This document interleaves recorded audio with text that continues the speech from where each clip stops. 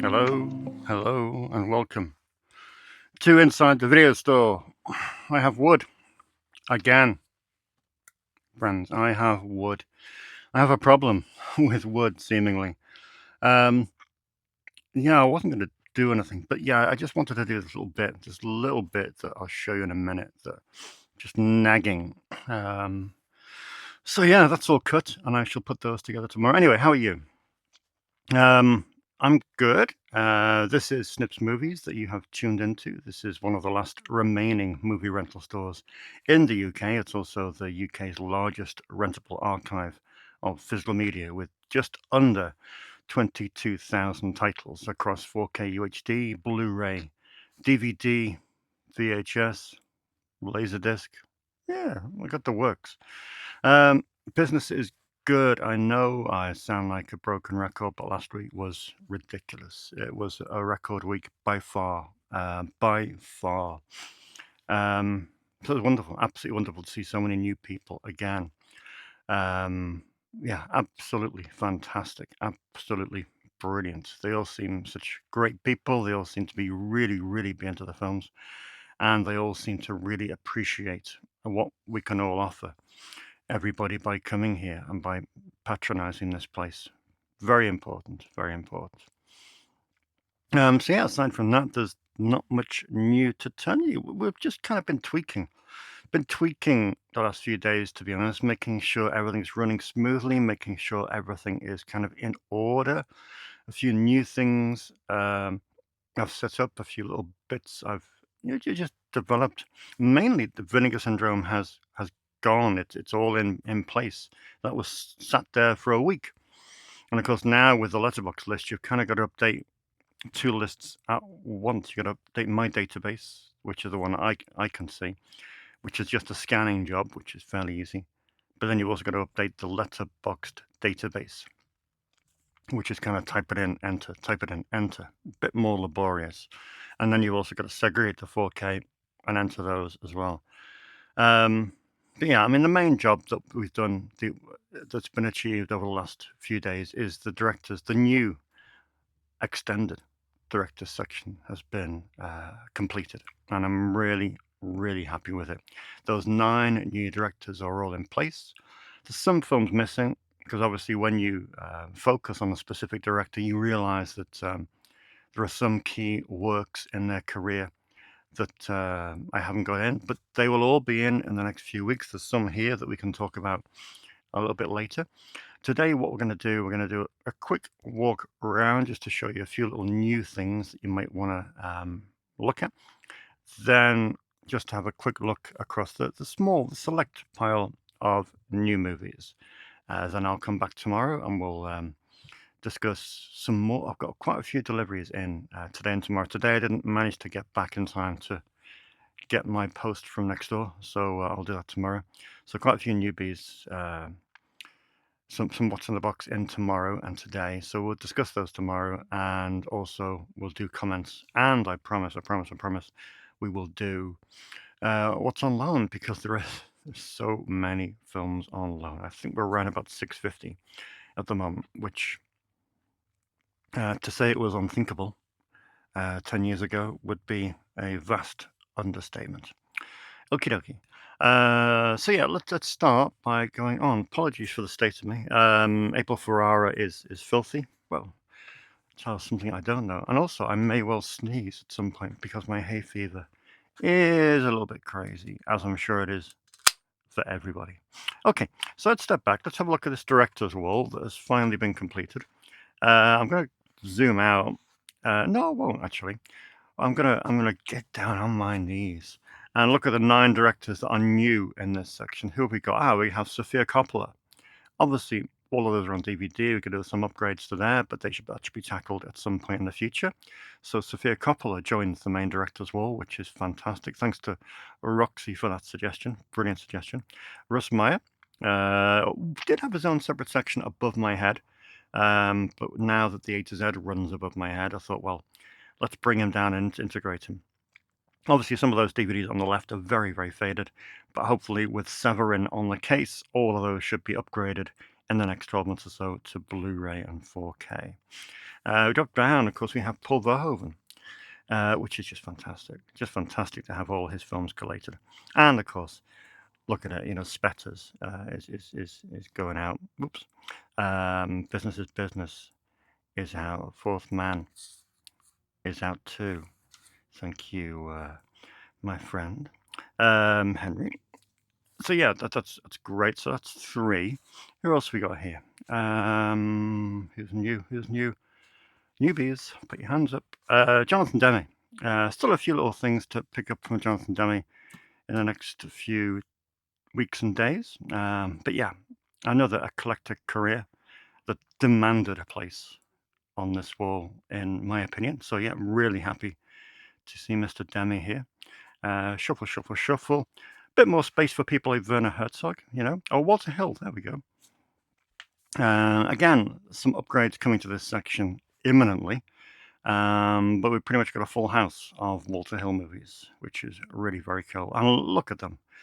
Look at them. 48 Hours, Driver, Extreme Prejudice, Hard Times, Southern Comfort, Streets of Fire, Warriors, just hit after hit after hit. But yeah, a few directors have been able to stretch their legs a bit more because they were pretty bunched up. Now, one interesting thing that as we look at Todd Haynes, who's new, one interesting thing that you may discover when looking at this director's wall. Well, one, the Criterion wall behind me is a lot more sparse. And 2, we have Criterions in the director's wall.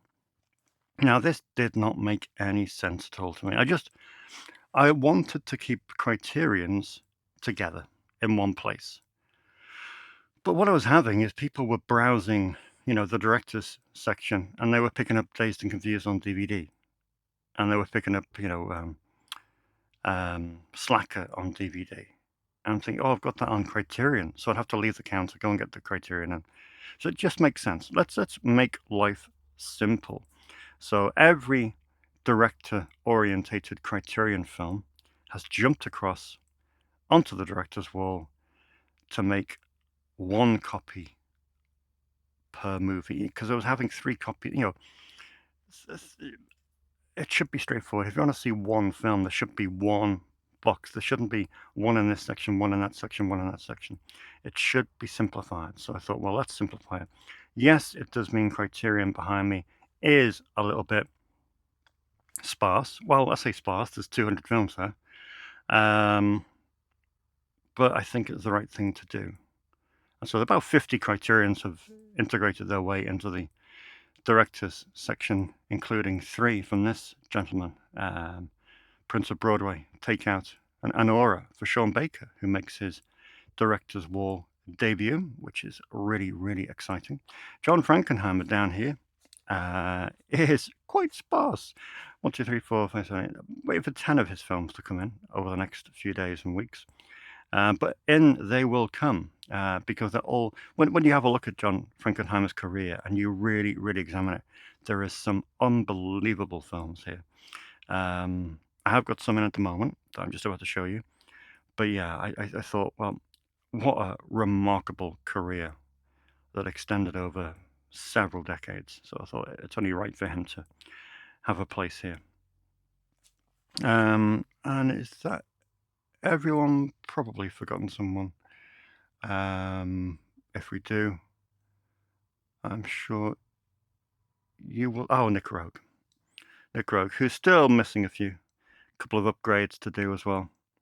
But yeah, another great filmmaker who deserves his place at Snips.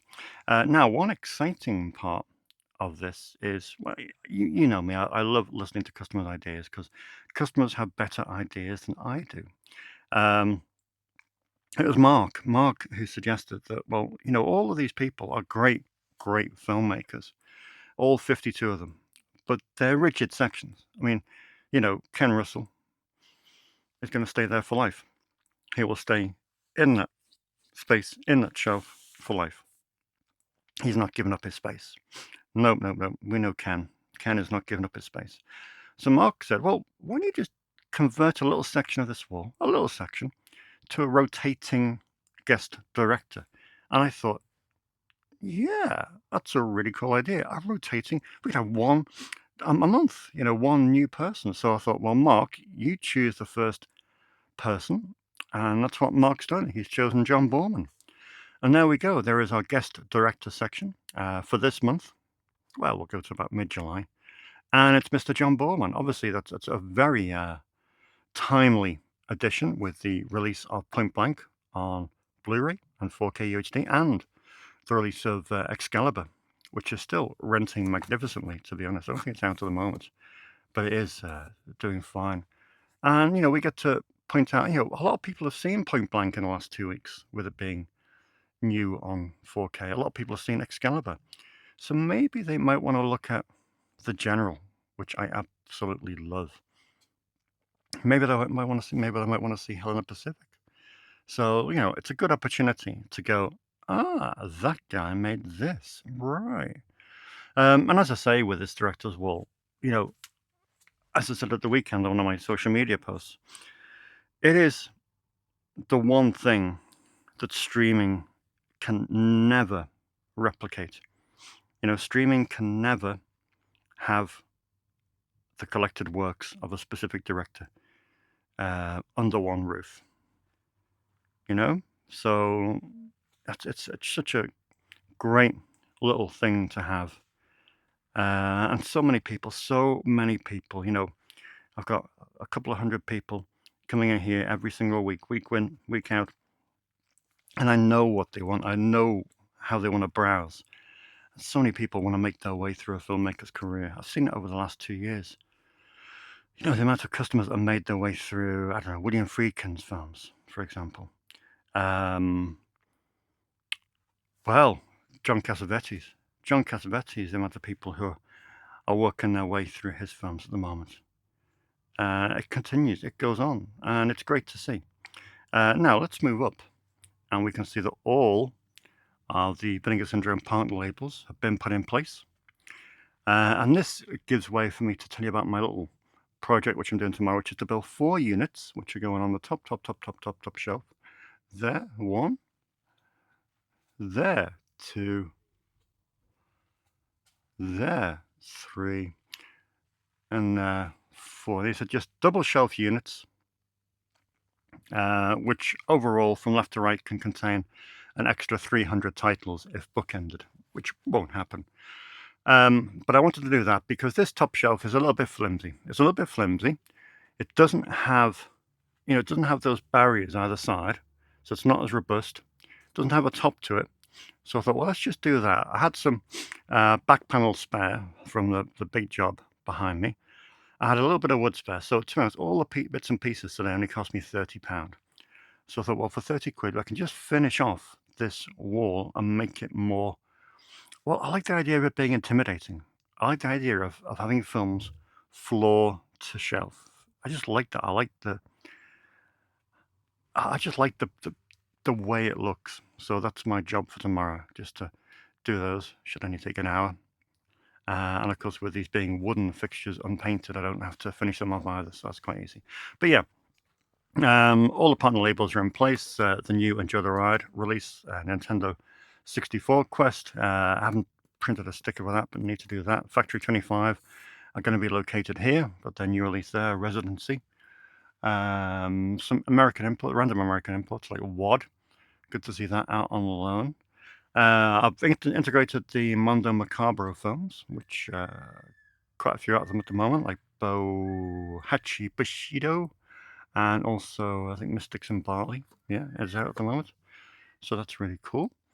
Saturn's Core, which just goes on forever now. Look at the size of that. There's a great podcast this week. If you want to listen to Punk Vacation, they're interviewing the curator of Saturn's Core, which is a really, really interesting podcast. And it's great. As Jake texted me before, he said there's loads of new films here that I wouldn't have even thought about. And I'm inspired because of this podcast. That's great. A little gap here because, wait for it, my Imprint My Imprint delivery is coming tomorrow, I think. So I might get to show you that this week. And also we have Terravision. Terravision on its way, 2 shipments. So we'll need a bit of room here. So I need room here. These titles are growing exponentially. This is a real growth area in the store. So I kind of want to box off a few labels who aren't renting that magnificently. Code Red isn't renting that all that well. Umbrella, Masker Video, even Blue Underground to some degree. So they can go higher. So I might just nudge them up a couple of shelves, which will enable me to spend a bit more time branching out with AGFA, because AGFA it's just vast, this section now, and it's popular. Likewise, Saturn's Core. So a few more facing on titles for those, because it only seems right. Quick twist behind me. Let's have a look at how Criterion looks.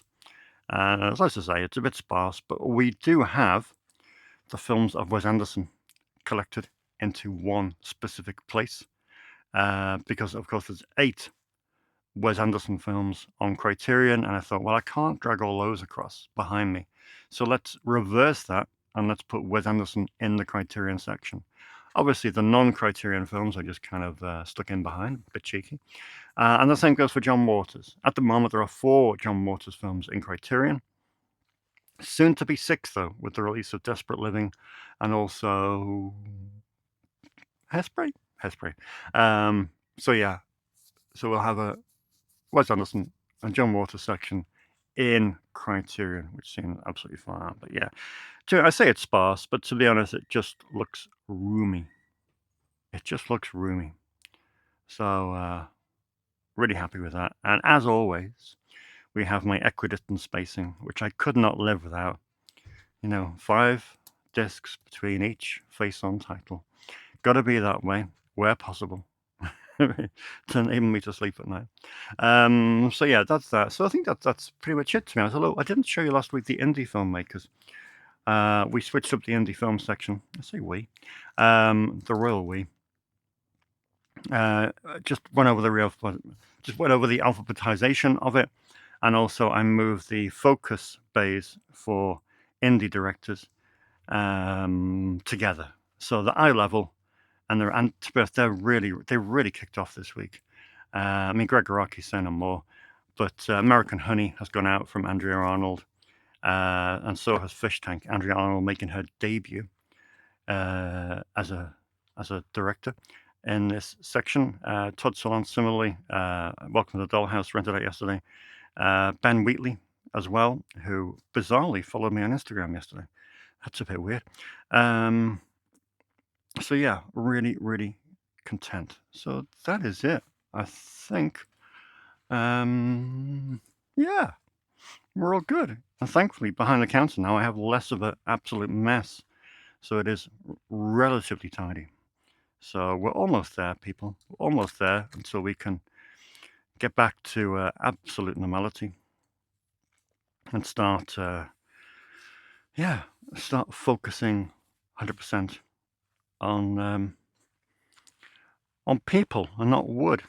So this is what's come in this week. It's nothing majorly exciting, but then again, it is really. I mean, this came in, which looks very interesting. It's on the Anti-Worlds label, which sorry, let me just grab my water. It's on the Anti-Worlds label. Limited edition pressing. This is number 854, so I don't know how many they pressed. I would have thought it would be at least 2,000. That looks like a great little indie film. It's called Game, directed by John Minton, and it's set in late summer 1993, where an aging raver crashes his car deep in the woods, and he is approached by a mysterious poacher. Sounds intriguing. So yeah, that is out this week on Blu-ray from Anti-Worlds. That is Game. I love that slip. I think that's a really great design. Watched this last night, and it is a mesmeric piece of work. Directed, of course, by James Bidgood. There's a great interview with him on this. It is Pink Narcissus. Indescribable film. He made it over 7 years between 1963 and 1970. It's silent. There's no dialogue. It's only short. It's only 69 minutes. But it is just a remarkable piece of artistry. He made it all. 99% of this film was filmed in his tiny New York apartment. I still don't know how. I've listened to a half-hour interview with him, and I still do not know how he achieved that. It is a remarkable piece of work. There is a lot of nudity in it. If that offends you, then why? And there's also a great little piece with John Waters on this. It's only 8 minutes, but John Waters, of course, is a big fan of this movie. And he ran a series 20 years ago. John Waters curated a series on Here TV called Films That Will Corrupt You. And this is one of them. So if you want to be corrupted, Pink Narcissus is for you. Epic. I don't know what to expect from this, to be honest. It's the new Baz Luhrmann film. It sounds like it's what's a documentary, isn't it? Archival footage of Elvis, all unearthed for the very first time to give a riveting cinematic portrait of the greatest performer of all time. Out this week. I'm not sure if there's a market for this in the rental field. I don't know if it's a purchase kind of thing, or is it a... I don't know what it is. So I'm intrigued. So we shall see. That is Epic. Elvis Presley in Concert, directed by Baz Luhrmann, out this week on Blu-ray. The rare sight of a romance film hitting the home entertainment market, and that is Reminders of Him, based on Colleen Hoover's best-selling novel. It's a transformative film about motherhood, forgiveness, and the power of love to overcome the worst mistake. The power of love is a curious thing, said Huey Lewis. So yeah, there we go. Directed by Vanessa Caswell. That is Reminders of Him, out this week from Universal on Blu-ray.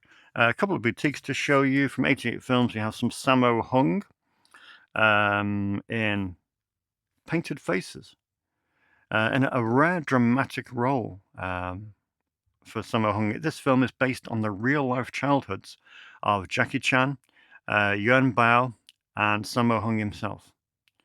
A nostalgic tribute to a man who turned children into superstars. Okay. Painted Faces, out this week from 88 Films. And finally, these are really growing in popularity. So I'm pleased about that. A few more people discovering them. It is 36 Hours. It is the latest Hammer restoration. Dan Duryea stars in this. What's it all about, Alfie? It is exploding with excitement and violence, says the cover. Okay, Dan Duryea plays an innocent man on the run in post-war London in this early Brit noir from Hammer. So yeah, that looks pretty cool, to be honest. That's 36 Hours, out this week on 4K UHD and Blu-ray. So that's that. That is those, and that is them. So that's all this. Oh, there is one more new release coming, which got posted today, and I still can't remember the name of it. It's one of those films I don't really want to get it, credibility and all that. It's something. It's from the people who did Fisherman's Friends. It's it's nice fluffy drama for people who don't want to be offended. I forget the name of the film, but you know what it is. And if you don't know, look at you. Okay, so this is a stack of upgrades. Well, semi-upgrades. All upgrades apart from one. Two. Okay. I like upgrading. It's one of the things that really excites me. I've upgraded the Deer Hunter but it frustrates me as well, because sometimes someone brings the DVD up to the counter. I'm like, oh my God. Someone rented the Deer Hunter the other week. I was thinking, I can't believe I haven't got that on Blu-ray. That's outrageous. One of the greatest films of all time. But it is one of those things whereby when you have 13,000 DVDs, there are only so many you can upgrade at any one time. So we had a bit of a splurge this week in tandem with the new filmmakers. So we'll go through these and see what you think. The two films I've never had in before first. They're both from John Frankenheimer. The first one is The Horseman, The Horsemen. Screenplay is by Dalton Trumbo, no less. Dalton Trumbo. If you've never seen the documentary Trumbo about the McCarthy blacklisted screenwriter, then you must do it. It's essential viewing. So yeah, this is written by Dalton Trumbo, directed by John Frankenheimer, stars Omar Sharif and Jack Palance, and it's a savage and uncompromising story of life in the wild of Afghanistan. So that is The Horseman. Cool. Never had that in, so that's great. That's exciting. I have had this in, but it's been buried in the French Connection 1 box. Ah, yes, I think you might have guessed what it is. It is the French Connection 2. Got a commentary on here with John Frankenheimer and an audio commentary from Gene Hackman and producer Robert Rosen. So that's pretty special. It is a German release. I'm not sure if this has had a Blu-ray release solo. I think it's had a Blu-ray release with French Connection 1, but I've got that on Blu-ray. So I think this is the only way to get it standalone, and here it is.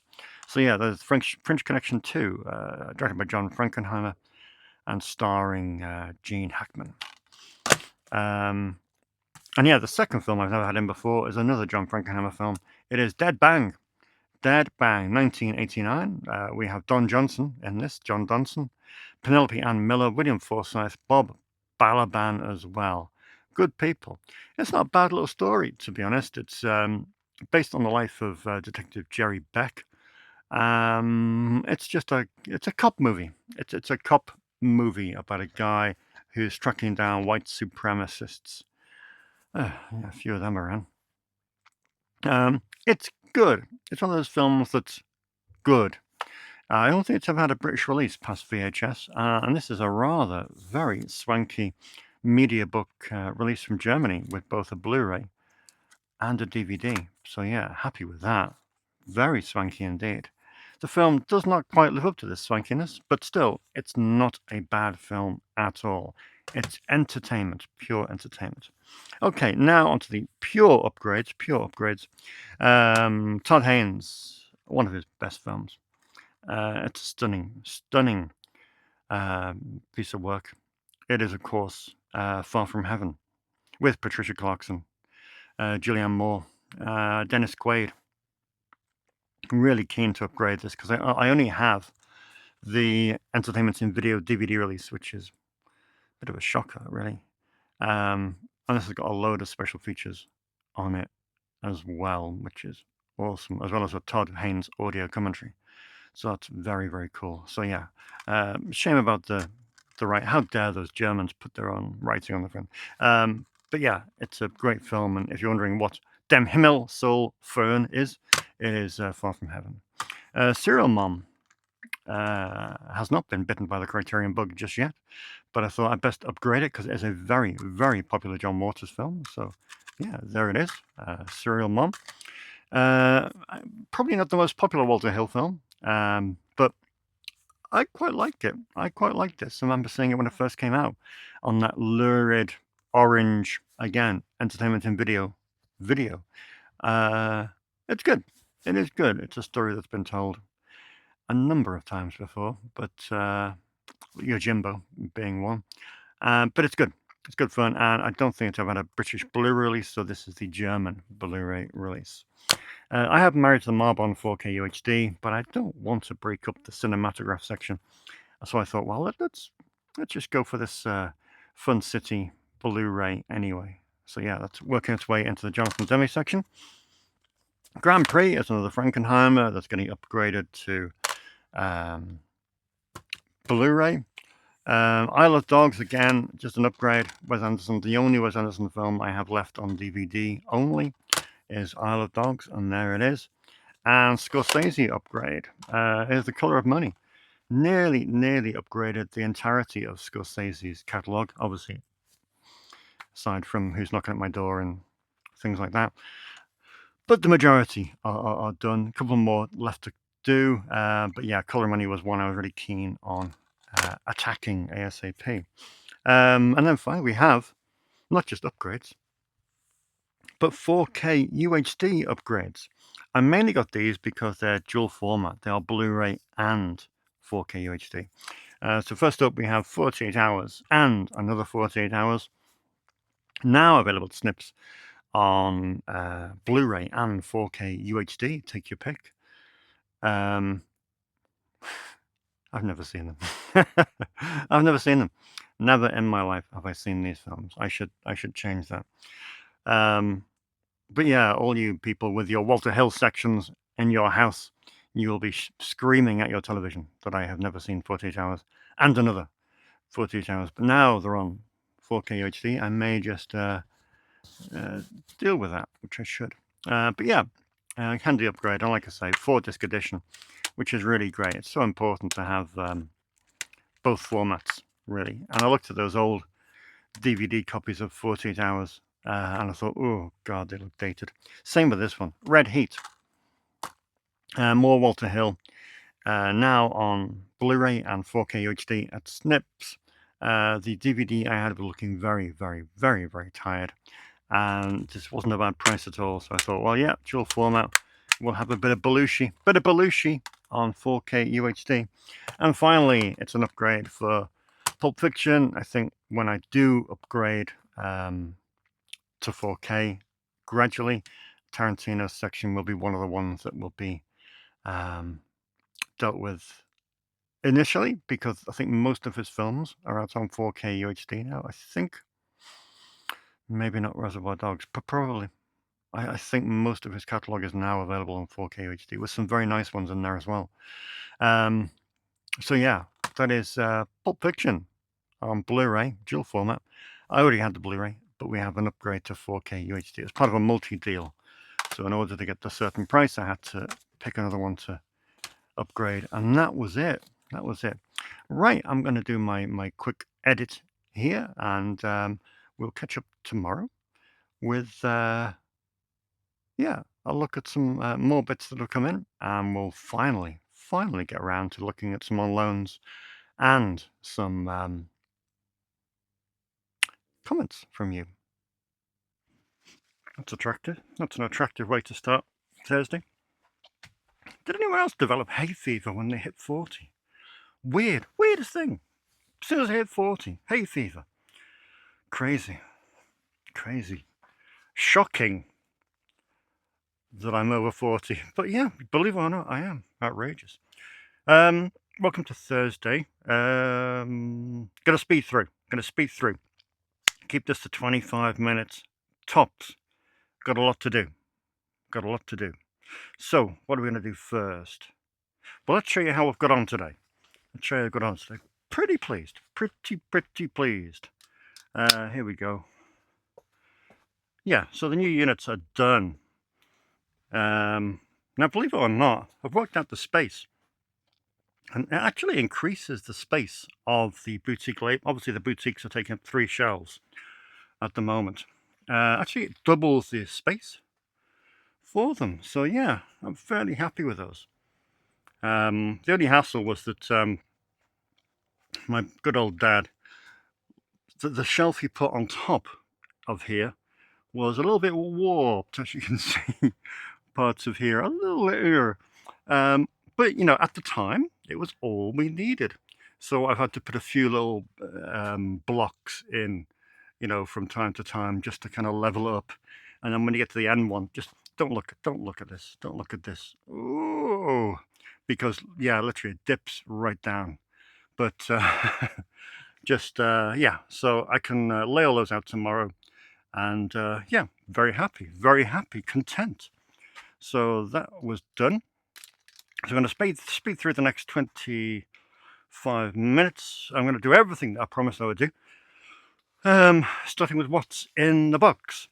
No, I'm not at all. I'm not going to do that at all, for goodness sake. I'm going to do on loan, because I haven't done this for 2 weeks, and it's everyone's favourite section. So yeah, let's have a look. You loser. Loser went out. Yeah, who would have thought of this? I haven't known Loser to go out I can't remember. I can't remember. But yeah, Amy Heckerling's film. James and Lani took it out, and they will be singing Teenage Dirtbag in perpetuity for the rest of 2026. It will just haunt their dreams at night. Um, I don't, I don't know if it was any good. But it was everywhere. It was trailered everywhere with that goddamn song. So yeah, Loser went out for the very first time. Well, it features the #1 hit single by Wheatus. Who knew? On a more serious note, we need to spare a thought for Dominic, who, after weeks of dogged research and preparation, has now gone on to Hellraiser 8. He is Hellraiser Hellworld. Possibly. Okay, maybe Revelations might be a bit more contentiously awful, but Hellraiser Hellworld is a toughie. It's a tough one to get through. I'm hoping he's okay. I know he's still alive because he did like a story on Instagram this morning, so I know he's all right. I know he's well, but I'm just hoping that he managed to get through this and overcomes this safely. But no, I've said to him over the last few weeks, I am a Hellraiser apologist because, to be honest, you could put the Cenobites in any environment, and I would probably like the film to some degree. And Hellraiser Hellworld is not a good film, but I'm fine with it. I'm fine with it. Best documentary this week to go out alone is undoubtedly Harlan County, USA, which was a recommendation from Dylan to his good friend, and it is a stunning documentary by Barbara Koppel. If you like a remarkable piece of work, then yeah, it looks at the coal miner strike in a small Kentucky town. It's breathtaking. It goes back a bit too. When's it from? Oh, I couldn't tell you. 70, maybe no. It must be early 80s. But yeah, staggering. Sorry, I'm gonna have to blow my nose in a second. The recommendation shelf is doing brilliantly. If you have been kind enough to devote your time and words to a sticker and a film that resides on the recommendation shelf, then you have my eternal thanks. But it just goes to show the power of people's recommendations, that films like Skeletons, which has not been out for decades, okay, maybe decade and a half, it hasn't. It's just stuck in the indie section for quite some time now, and it's so much fun. And luckily, good old Henry was in, and he wrote, "If Wes Anderson was British and made a micro-budget version of Ghostbusters in 2010, this would be it." And of course, that has immediately enticed someone to rent it, which is so cool. And it's great to see some of these lesser-known films being taken out by customers. Great to see Pam Grier on loan, Foxy Brown. Gorgeous steelbook there. Something that's not on loan, but I forgot to mention this week, yesterday, is Iron Ladies. Always pleased to be a place where local filmmakers can stick their stuff. And if it comes from someone like Dan Draper, who is one of the, you can say he's a local documentarian, but he's not. He's just a documentarian of the highest caliber. Customer at Snips.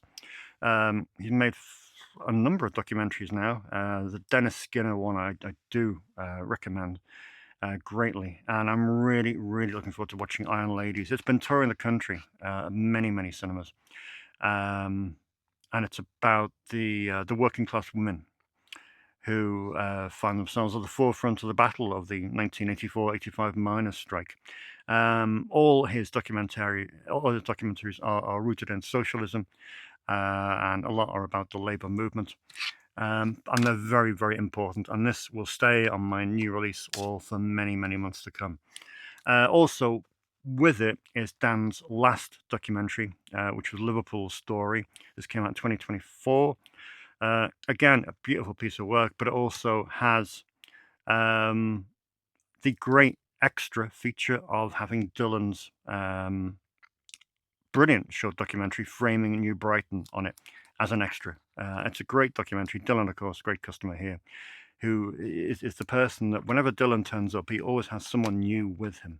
I'm sure he accosts people from all across Merseyside and entices them with sweets to come to Snips, which is brilliant. So yeah, if you want to see Framing New Brighton, it is an extra feature on Liverpool's story.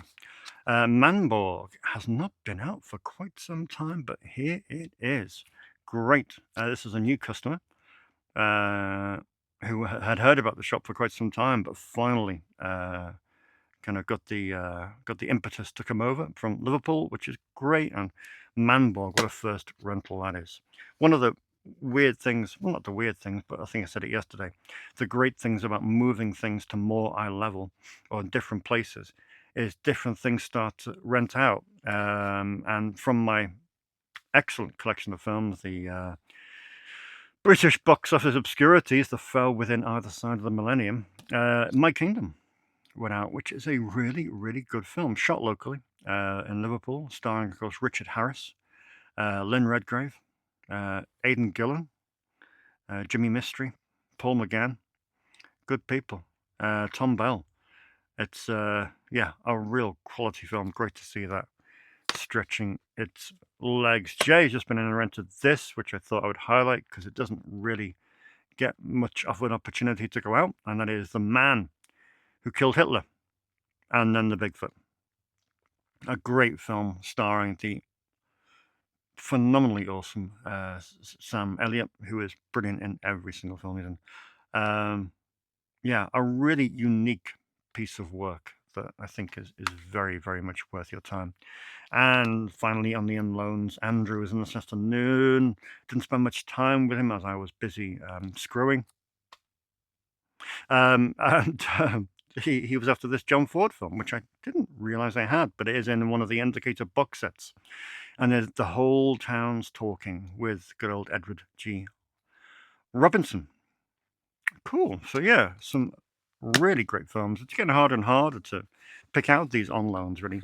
We increased it from 8 to 10, and it is still hard to pick out 10 because so many really cool films.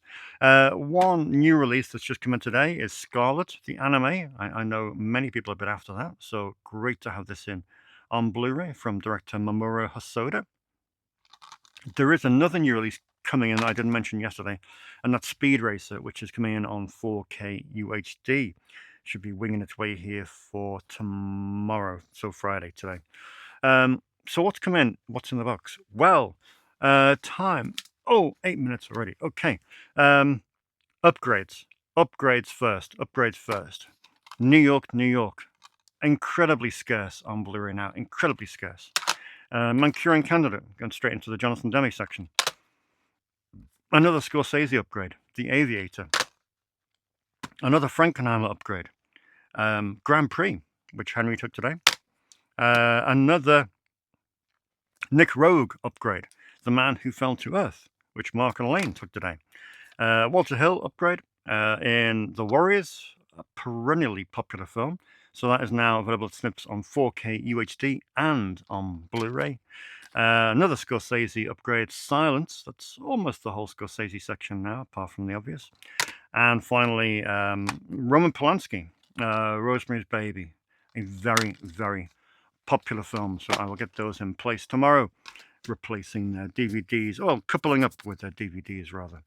And some newbies that came in. These are all working their way into the Northern Realm. Okay, into the director's section, we have a Nick Rogue film that I did catch once on Channel 4, and I think it put me off Nick Rogue. It's written by Dennis Potter. It's from 1988, and it is track 29. Stars Teresa Russell, Gary Oldman, and Christopher Lloyd, and Seymour Cassell, and Sandra Bernhard. And it's not very good. Weird. But yeah, track 29, and produced by George Harrison of the Beatles. But there we go. We have a quartet of Frankenheimers. They are all brand new to Snips, which is rather exciting. Path to War, great TV movie, quality TV movie. The Young Savages with Burt Lancaster. Gypsy Moths, The Gypsy Moths with Burt Lancaster. And The Holcroft Covenant with Michael Caine and Victoria Tennant. So yeah, an unusual quartet of Frankenheimers. I don't think any of these were on Blu-ray, unfortunately, apart from maybe Young Savages, but I think that was a Spanish Blu-ray. And it just, once more, it goes to show that how essential DVD is, because this quartet may never see the light of day on any other format. So DVD, unfortunately, like it or not, it is the way forward in many respects, with lesser known titles. And if it means having them, I'd rather have them on any format than not have them at all. Kieran was in at the weekend and he just watched La Notte, Antonioni, and his great Italian friend, the wonderful Italian. Didn't want to say stallion. I'm going to say brilliant Italian film scholar Bruno said, "Well, if you've seen La Notte, then you must see L'Avventura."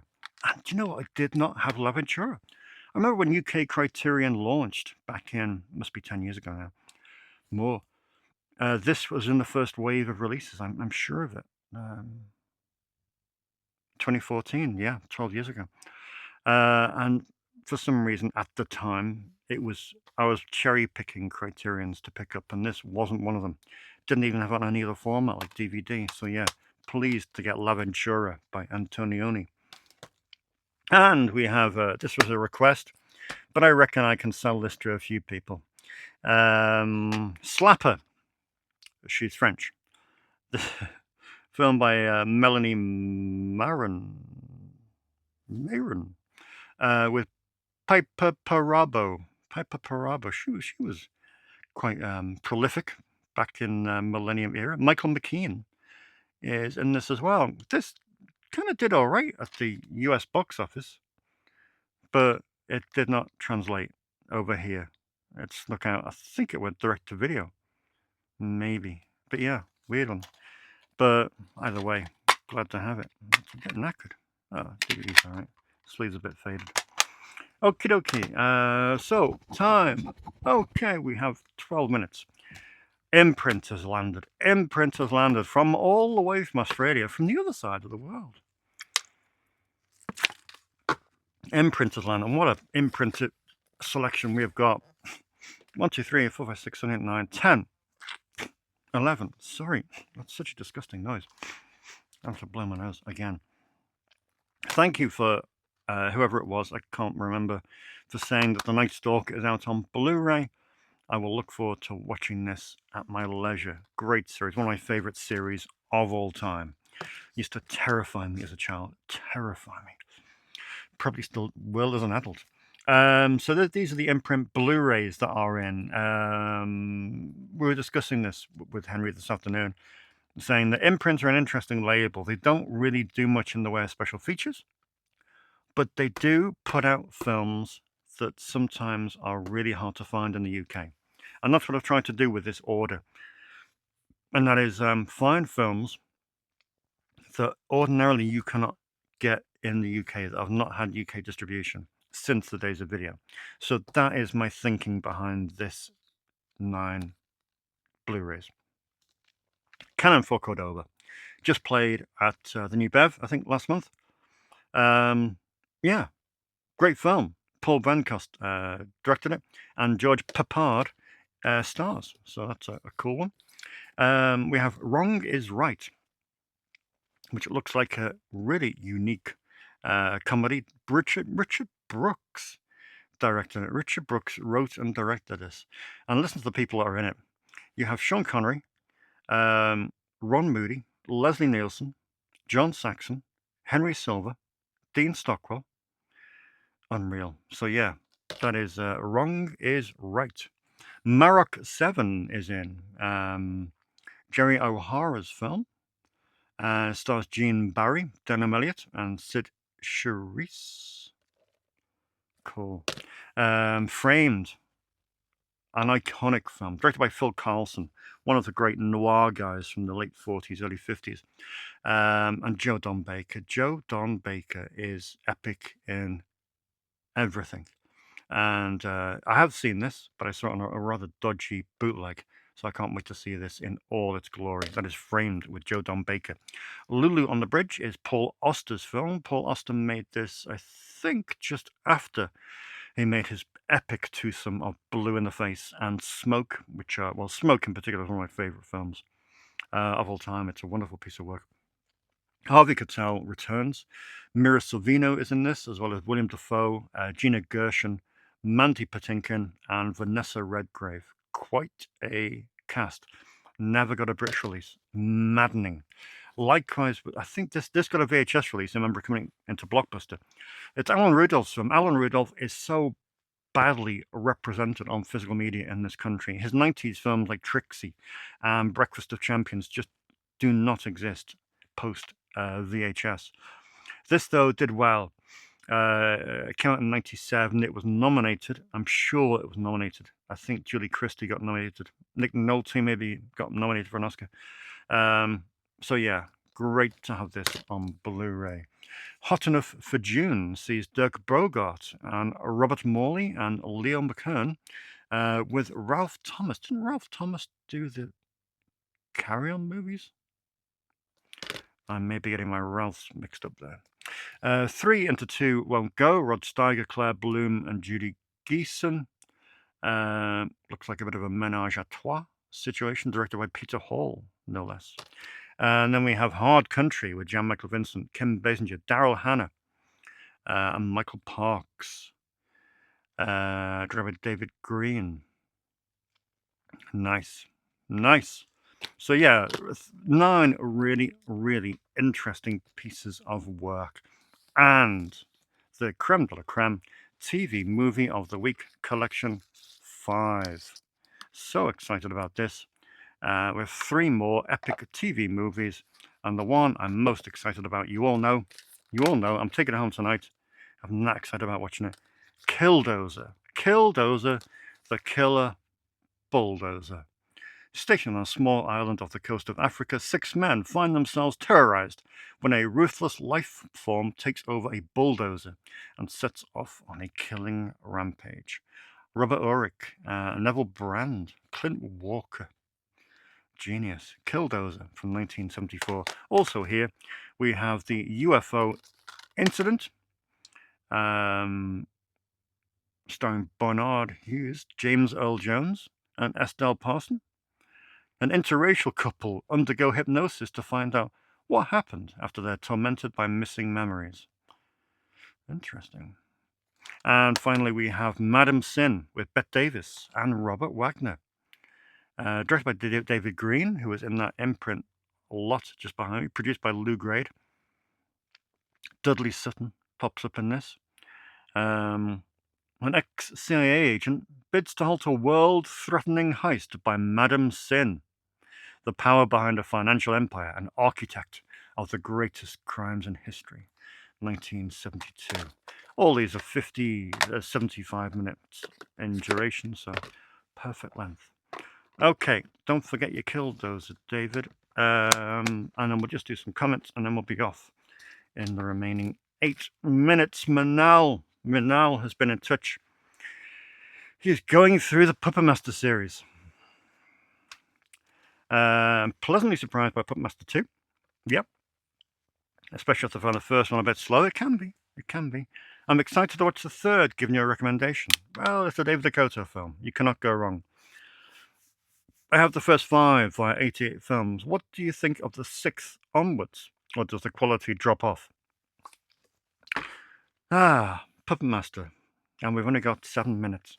Well, I personally would watch Puppet Master 6 and 7. Why? Well, because they're both directed by David Dakota. Retro Puppet Master as well has a 2-hour, 2-hour behind-the-scenes footage documentary with a director's commentary. And it's brilliant to listen to. And yeah, you have a new director's commentary on Retro Puppet Master with not only David Dakota, but also Greg Sestero as well from The Room. So yeah, I have a soft spot for both Curse and Retro. Puppet Master Legacy is dogshit. It's just a clip show, so avoid Puppet Master 8. 9 10, and 11, which was the Axis trilogy, are not bad. They're not bad at all. They're all filmed in China, I think. Number 9 is Dakota. Number 10, I think, was Charlie. And then, yeah, Charlie was that one as well. So they're not bad. They're not bad. So, and then you get to number 8, 9, 10, 11. 12 is Blade the Iron Cross, which is good because it was directed by John Lachargo, who's a genius.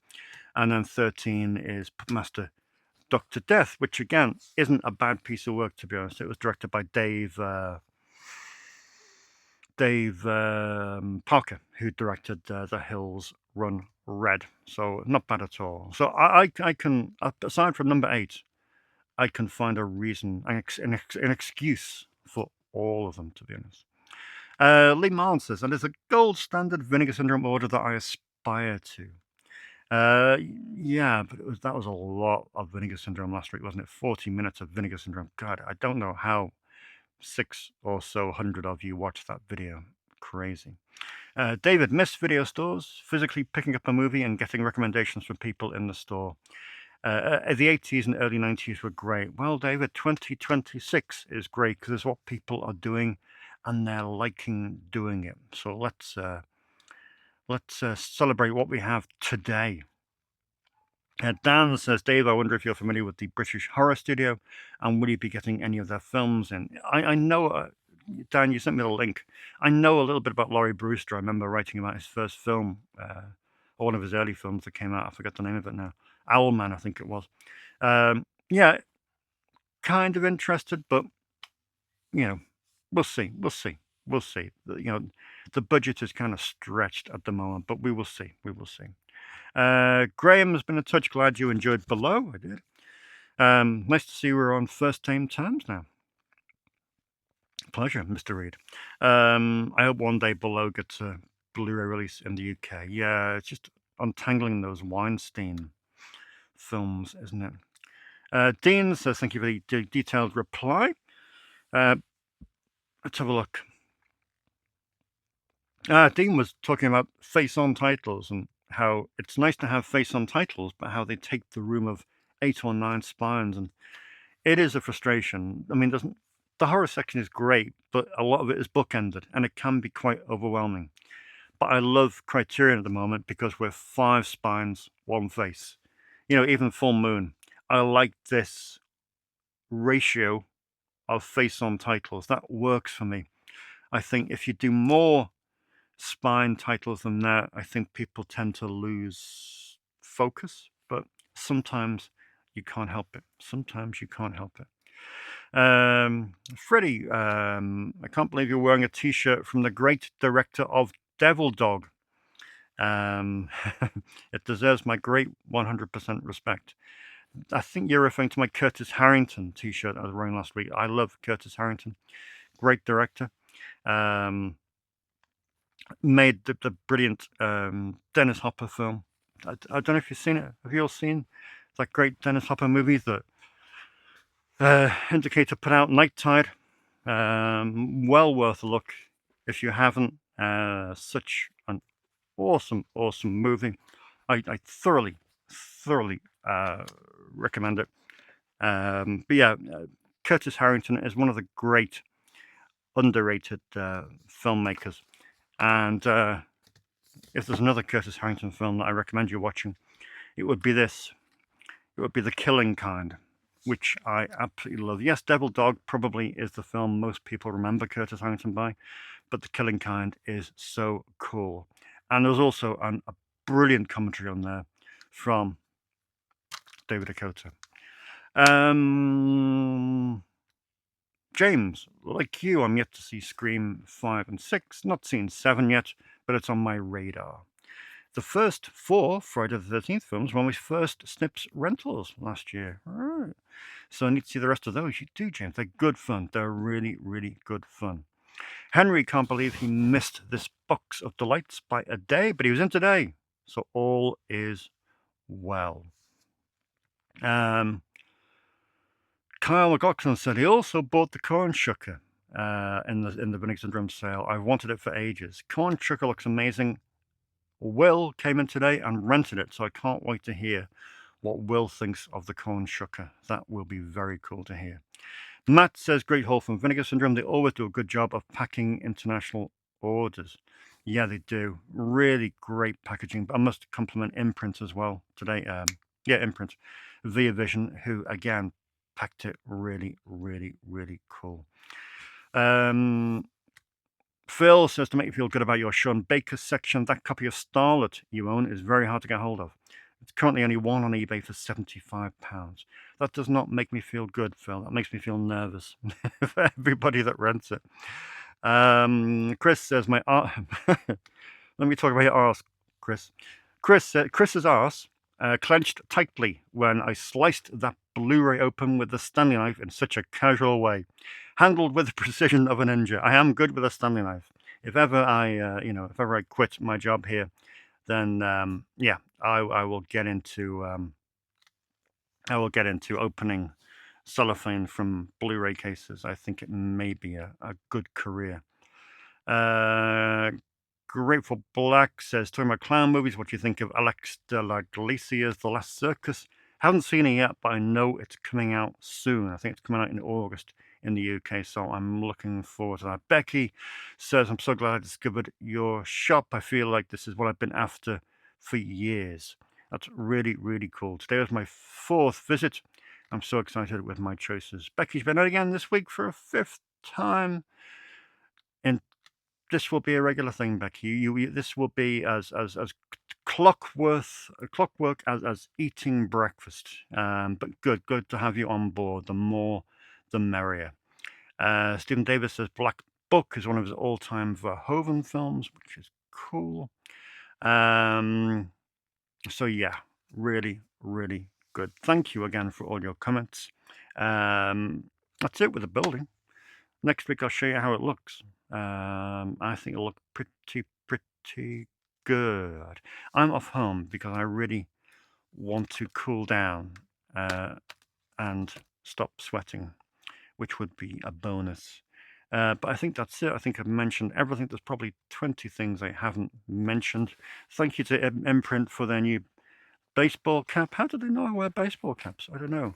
But yeah, I will wear that with pride. And as usual, thank you for your comments. Thank you for watching, and I will see you in 7 days' time.